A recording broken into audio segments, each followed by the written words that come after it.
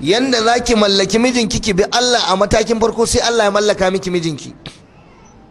Sannan ki zama mai tsafta, ki zama mai ladabi, mai biyayya, mai gyara jikinki, abinci a kan lokaci, mai yi masa da'a. Wallahi sai yanda kika yi da shi.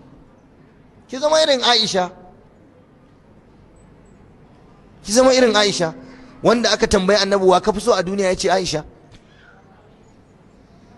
Ki zama irin Aisha wanda annabi ya zo ya kwanta yana jinya, aka ce yana cewa yaushe ne girkin Aisha, yaushe ne kwanan Aisha.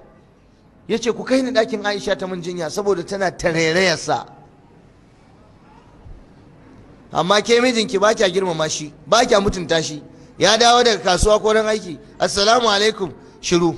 Kina kallon sa yana kallon ki, salamu alaikum, shiru.